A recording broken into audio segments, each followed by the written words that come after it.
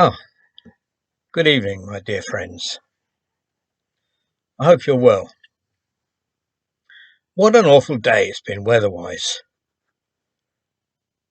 Wet, cold, miserable. Oh, when's it going to stop? As if we haven't got enough to contend with all this plague business.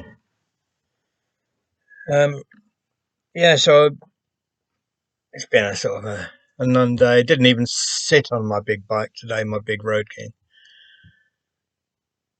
But it was pissing down. I didn't want to waddle it backwards and then drive it forwards. I'm looking forward to going out, I really am, but the weather's got to be right for that bike. I have to admit, a fear factor regarding the bike. Um, not fear as regards injuring myself on it. No, my fear is dropping the bike. My fear is damaging the bike. I mean, that would be awful, wouldn't it? Um, I've got a feeling I'm. Oh no, I shouldn't say that. I was going to say I've got a feeling I might drop it. What I did yesterday, actually, I've got some very thick hose pipe, um, not hose pipe, cable in pipe, for the electric pipe goes in, or water pipe, um, black plastic, and I cut a piece of that off about 9 inches long. Hang on, yeah, about 9 inches long. I'm sorry about that. Um, and I slit it down the length, and I opened it and I pushed it over the crash bar where the crash bar hits the ground when the bike leans. There is underneath the crash bars, both sides, back and front, the bike has been leaned over and it's rough. It's touched the ground. I mean, but these police riders, when they're doing their driving, they do lean the bike to a great angle. In fact, you can hear the scraping as they're doing it, which I hope to achieve one day. But anyway, I put this bit of hose and I fitted it over the. I only did one side just to see if it was an idea that would work. That if I did drop the bike, it would be protected just that little tiny bit extra fraction of an inch that would stop the rest of the bike getting damaged. And it looks like it might work. I'd have to put cable ties around it. I mean, I don't expect it would last very long if it did go over, but at least it would give me a little bit of confidence that I wouldn't be damaging the bike. Um, maybe I've got a little bit of fear of the leaning of it. But I had that when I got the Sportster after so many years, but I soon got over that.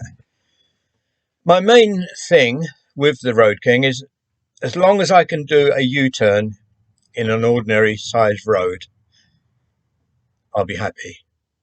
That's my main concern. I'd hate to come to somewhere where you couldn't go any further because of an accident or something and have to waddle it round. I wouldn't like that at all. Not that anyone would give a damn, except maybe another biker. They wouldn't know what was happening, but I would. I bought a new crash helmet. Well, I say new. I suppose I'll get told off for this. It's not new. It's second hand. I got it cheap, and it was on a advertising site, and it looks in very good nick. And I think it's suitable for the Road King rider. I should show you. It's a Dot Max 55S. I think it's a good helmet. Um, I've had open face on it, but not one with soft sides like this. They're very comfortable around the ears. Uh, Whether I'll get on with it, I don't know.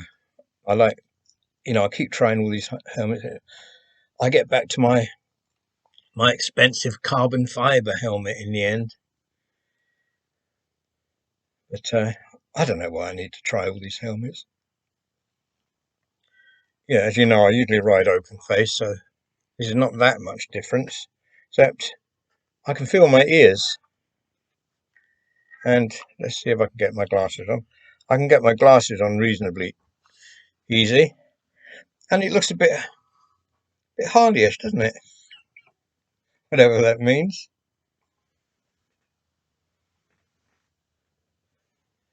Yeah. And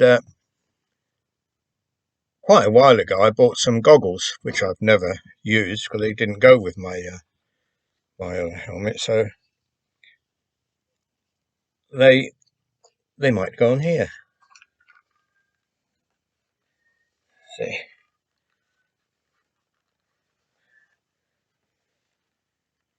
there, that's down. There's no clip on the back to make sure it, in case it flies up, the goggles fly up, nothing to hold it. But it looks pretty cool like that, doesn't it? Well, I think it does. But this is the test.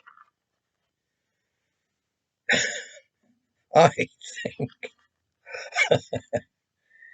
I think people might look at me and think, look at that silly old tosser on his motorbike. What do you think? Interferes with my peripheral vision as well, these goggles. I don't quite like that aspect to them, but they might do. Might do for the occasional ride out. And there's room under them for my glasses, obviously, which I've got on. And when I've got my clip-on sunglasses over them, there's still room. So, yeah, I think I'll ride along like this because I think it looks cooler. Cool in the modern sense of the word. Yeah, and that's that. Ugh.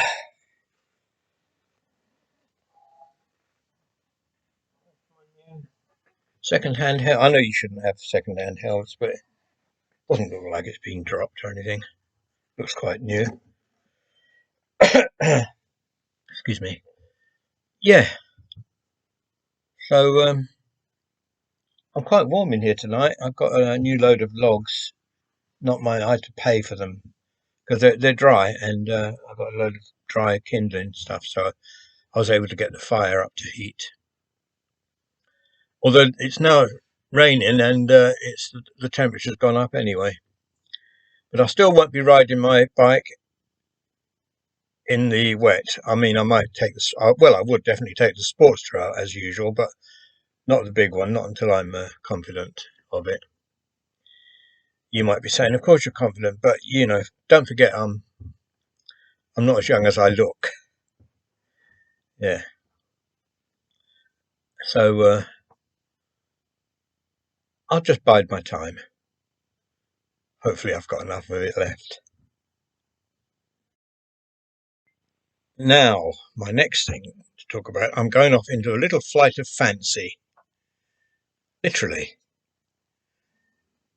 I don't know why. Just something on my mind. Just imagine if we could fly. If we could all fly, wouldn't that be great? I'm not talking aircraft here. We can all do that. No, I mean, if we had, imagine if we had hollow bones and wings. Wouldn't that be marvellous? Perhaps not a good idea to have our wings permanently sticking out, though. Perhaps we could have foldable wings. Maybe they could somehow be incorporated into the underside of our upper arms. Some people, women I'm talking about here, already have wings at the back of their upper arms, don't they? Don't think you're supposed to mention it.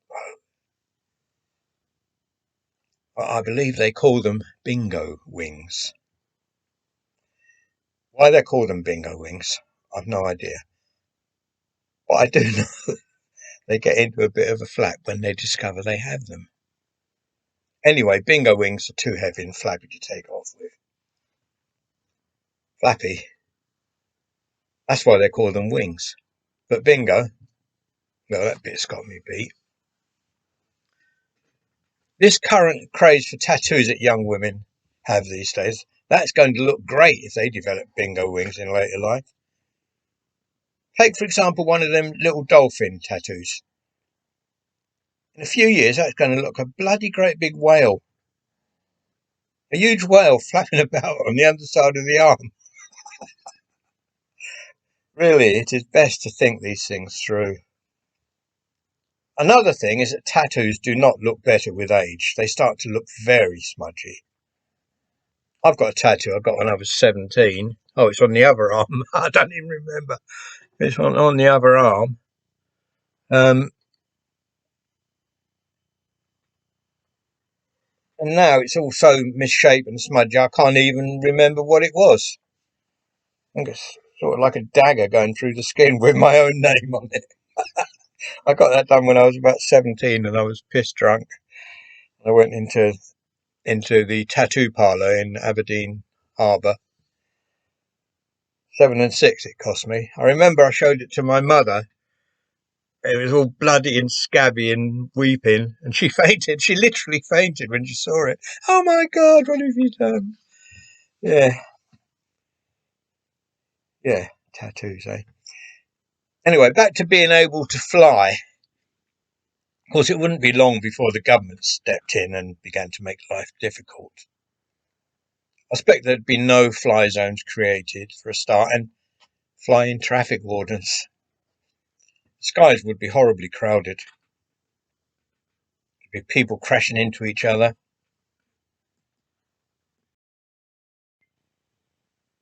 And of course, it would be ever so difficult to keep an eye on the kids.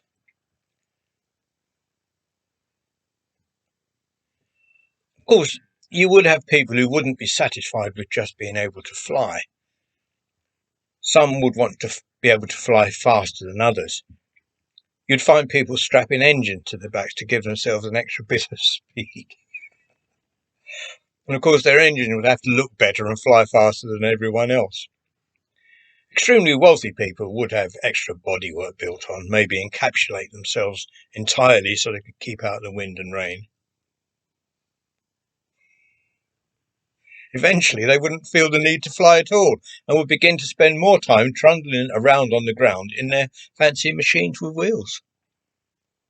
Eventually, too, someone would cotton on to this, realise the potential to make loads of money, and begin making more affordable machines with wheels on for the poorer people. People would be able to give up the rather risky business of flying about in the overcrowded skies altogether. Hey, maybe that's what's happened. Maybe we could all fly once, and then some bright spark invented the internal combustion engine. It all begins to make sense now. Well, it does to me, but I think I might be a bit weird.